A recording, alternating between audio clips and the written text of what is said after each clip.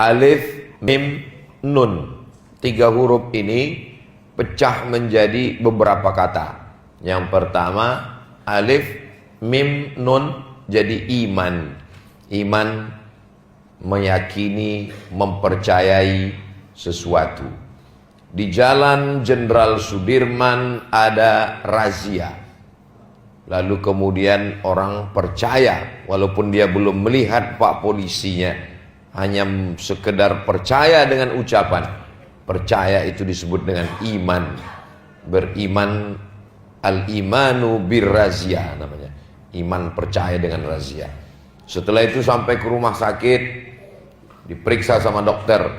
Lalu dokter mengatakan, ini kelihatannya dari tensinya bapak ini naik, detak jantung, darah tinggi, ada kolesterol dan gula darah sedikit. Percaya dengan ucapan dokter itu. Percayanya itu, walaupun dia tidak punya ilmu kedokteran, tapi dia percaya, maka percayanya itu adalah iman. Makanya sekarang banyak orang menambah rukun imannya jadi 7. Antu'mina billah wa malaikatihi wa kutubihi wa rusulihi wal yaumil akhir wa bil qadari khairihi wa syarrihi wa bi dokter spesialis. Bertambah rukun imannya. Jadi iman itu adalah meyakini, mempercayai. Jadi ketika Nabi Muhammad SAW orang yang dipercayai, diyakini, maka dia bergelar Al-Amin. Dan ketika itu dia belum lagi sebagai seorang Rasul utusan Allah Subhanahu wa ta'ala. Orang-orang yang menggelarnya Al-Amin itu adalah orang-orang yang ketika itu musyrik kafir jahiliyah. Belum lagi orang memberikan apa-apa kepadanya, belum lagi diangkat sebagai seorang Rasul.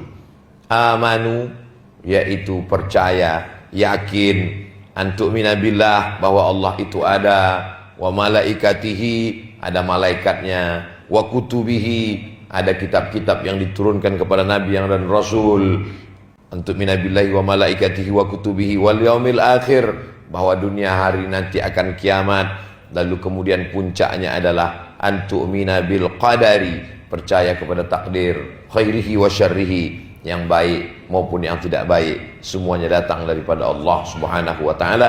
Ketika sesuai keinginan kita dengan apa yang terjadi, maka Allah ingin kita bersyukur. Tidak sesuai keinginan kita dengan apa yang terjadi, maka sesungguhnya Allah ingin bersabar. Jadi kadang hidup ini ada kalanya syukur, ada kalanya sabar. Mana yang lebih baik Pak Ustadz? Dua-duanya baik. Yang bersyukur, la in syakartum la azidannakum. Yang bersabar juga baik. Innama yuwaffas sabiruna ajrahum bighairi hisab. Dalam segala hal, dalam hal pernikahan, dalam hal bisnis, ada orang bersyukur, ada orang bersabar. Ketika Ustadz Somad menyampaikan itu, jamaah langsung, betul Pak Ustadz. Ada kalanya syukur. Teman saya ini dia mendapatkan suaminya ini, dia bersyukur. Kalau ibu, saya bersabar Pak Ustaz. Jadi memang ada kalanya syukur, ada kalanya sabar. Dua-duanya baik. Orang selalu menganggap bahwa yang diberikan Allah Subhanahu wa ta'ala enak sekali hidup dia. Semua yang dia inginkan dapat. Dari mulai sekolahnya berhasil, lalu kemudian setelah itu bekerja berhasil, habis itu dia menikah berhasil, habis itu menikah lagi berhasil juga. Orang ini lupa bahwa dia hanya sekedar dapat syukur. Syukur itu ada batasnya. Yang enggak ada batasnya itu sabar. Innama yuwaffas sabiruna ajrahum bighairi hisab. Orang yang sabar itu balasannya bighairi hisab, tidak bisa dihitung. Ustadz katanya sabar itu nggak ada batasnya. Balasannya nggak ada batasannya. Karena itulah orang selalu mengatakan sabar nggak ada batasnya. Kalau ada batasnya Pak Ustadz, bukan sabar. Sabar itu berat, berat sekali. Karena berat itulah balasannya surga yang tanpa batas. Kalau sabar itu ringan, itu hadiahnya cuma kipas angin.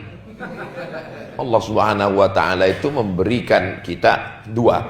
Terbang menghadap Allah dengan syukur dan sabar. Dan itu hanya bisa diperoleh oleh orang yang beriman, yang percaya, yang meyakini sesuatu yang tidak dia lihat. Allah yang disembah tidak kelihatan. Malaikat yang mencatat amal tidak kelihatan. Surga yang dijanjikan tidak juga kelihatan. Pahala juga tidak kelihatan. Malaikat mungkar nakir tidak kelihatan. Roh yang ada di dalam badan tidak kelihatan. Percaya kepada yang tidak terlihat. Jadi suatu ketika saya ketemu dengan mu'allam Tionghoa. Kenapa masuk Islam? Rupanya dia udah coba semua agama. Masuk ini, masuk ini, masuk. Saya semua agama udah pernah saya masuk, Ustaz. Terus kenapa masuk Islam? Islam ini unik. Uniknya di mana? Tuhannya nggak kelihatan. Jadi saya udah coba semua, udah ngelihat Pak Ustaz. Tuhan itu macam-macam, ada yang gemuk, ada yang kurus. Tapi ketika di Islam, disitulah saya yakin, karena tidak bisa dibayangkan. Dipejamkan mata, nampak hitam, merah, hijau, bulat, pendek, bukan. Ma khatara bibalik fallahu laisa kadzalik. Apa yang terlintas di hatimu, maka Allah tidaklah seperti itu. Lama saya termenung. Dia justru masuk Islam karena Tuhan tidak kelihatan. Ada orang ingin melihat Tuhan. Nah, jadi kita memang manusia ini aneh-aneh, unik-unik. Lalu ketika Nabi Musa alaihissalam membawa Bani Israel, orang Bani Israel itu berkata, apa kata mereka?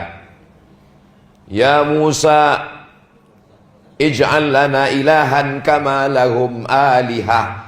Buatkanlah kami Tuhan seperti Tuhan mereka yang kelihatan. Kami ingin menyembah Allah itu jahrah, nyata, kelihatan.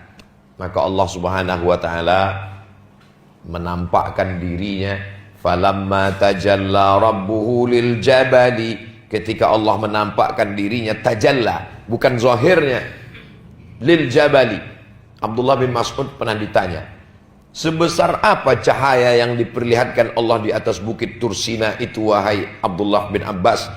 Abdullah bin Abbas menjawab dengan bahasa body language, bahasa tubuh. Dia tunjukkan ujung kelingking sebesar ini. Ja'alahu dakkaw wa kharra Musa sa'iqa. Saat itu Nabi Musa pingsan. Padahal Nabi Musa itu adalah nabi yang paling kuat di antara nabi-nabi. Ketika batu bergelinding jatuh dari atas bukit menutup pintu sumur, 30 orang laki-laki mendorong batu itu tidak bergerak. Tapi kemudian Nabi Musa maju, dia dorong batu itu bergerak. Jadi jangan heran ketika dia meninju umat dari Fir'aun itu sekali tinju. Niatnya cuma mau misah sedang kelahi. Fawakazahu Musa. Nabi Musa meninjunya mati kontan. Karena tenaganya 30 orang laki-laki. Beda dengan kita, ngancam bolak-balik, nanti saya tinju kamu mati. Enggak mati-mati. Nabi Musa alaihissalam punya tenaga yang luar biasa. Tapi begitu melihat cahaya sebesar ujung kelingking di atas bukit Tursina, kharra Musa sa'iqa. Dia langsung tumbang pingsan. Falamma afaqa. Ketika Nabi Musa sadar dari pingsannya, qala, Nabi Musa berkata, tubtu ilaika, aku taubat ya Allah. Jadi kalau ada orang ingin melihat Tuhan, lalu kemudian dia belum ada apa-apanya dibanding dengan Nabi Musa alaihissalam, sesungguhnya kita tidak perlu melihat Allah, cukup melihat ciptaannya saja. Inilah iman. Saya mau melihat Ustadz, jangankan melihat Allah Subhanahu wa taala yang menciptakan wajahmu, melihat wajahmu saja pun kamu tidak bisa kalau tidak melalui handphone. Dulu orang melihat wajahnya melalui cermin. Cermin itu pun awalnya tidak ada. Awal manusia melihat wajahnya ketika dia sedang musafir panjang, kehausan, berhenti di bawah pohon kayu yang rindang. Di bawah pohon kayu itu ada kolam. Di saat dia akan cuci muka, dia lihat wajahnya di kolam. Dia pun kaget, dia sangka jin. Rupanya wajahnya sendiri. Wajah saya ternyata. Itulah awal cikal bakal manusia membuat cermin. Akhirnya cermin membantu kita melihat wajah kita. Ternyata cermin pun tidak jujur. Telinga kanan terlihat di sebelah kiri. Itulah makanya kalau kita foto selfie, itu orang menyangka kita bohong. Banyak ibu-ibu, bapak-bapak lagi minum selfie, di-upload di FB, langsung komen. Masa Al-Amin minum pakai tangan kiri? Padahal minumnya pakai tangan kanan. Tapi karena fotonya selfie, bagi yang belum nyambung nanti dicoba komen, nanti baru paham. Apa maknanya? Yang paling jujur adalah menilai kita, bukan alat, tapi diri kita sendiri. Jadi orang-orang yang ingin melihat mana Tuhan itu yang nyata, tidak perlu dia diperlihatkan Allah. Cukup nanti mau masuk ke airport Juanda, dimasukkanlah koper-koper kami ke dalam sebuah kotak, lalu petugas afsek tulisan di dadanya langsung mengatakan, ini ada yang mencurigakan di koper Ustadz Somad, ini nggak boleh masuk kabin ya. Kenapa? Ada keris dari Sumeneb. Dari mana mereka bisa tahu yang gaib di dalam itu?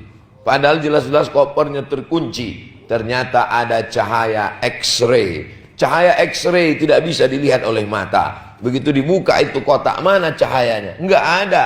Kalau cahaya X-ray saja tidak bisa dilihat, apalagi nurun ala nur, cahaya di atas cahaya.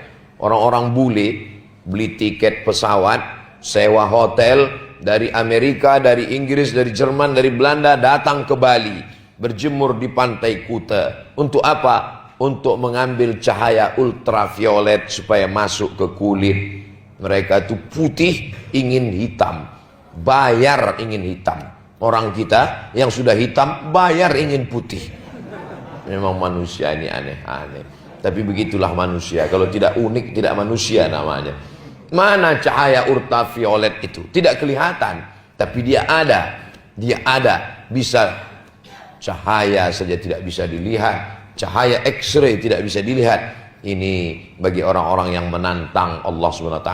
Maka kita cukup memikirkan ayat-ayatnya. Tafakkaru fi khalqillah. Pikirkanlah ayat-ayat tanda kebesaran Allah. La tatafakkaru fi zatillah. Jangan kamu memikirkan zat Allah. Fa innakum la tuqaddiruna qadrah. Karena sesungguhnya kamu tidak sanggup untuk memikirkannya. Kepala kita ini terlalu kecil untuk memikirkan zat Allah. Maka ketika kita pikirkan ciptaan Allah, bertambah iman kita. Inna fi khalqis samawati, penciptaan langit, wal ardi, penciptaan bumi, waqtilafil laili wan nahari, perputaran siang dan malam, la ayat. Itu semua adalah ayat-ayat Allah. Saya Ustadz belum mampu memikirkan ayat Allah. Jadi ayat apa yang kamu pikirkan? Ayat-ayat cinta. Nah, itu novel. Inna fi dzalika laayatin liulil albab. Itu adalah ayat-ayat Allah. Jadi dengan memikirkan makhluk ciptaan Allah ini, semakin bertambah iman. Berasal dari alif mim nun, iman, keimanan kita kepada Allah Subhanahu wa ta'ala.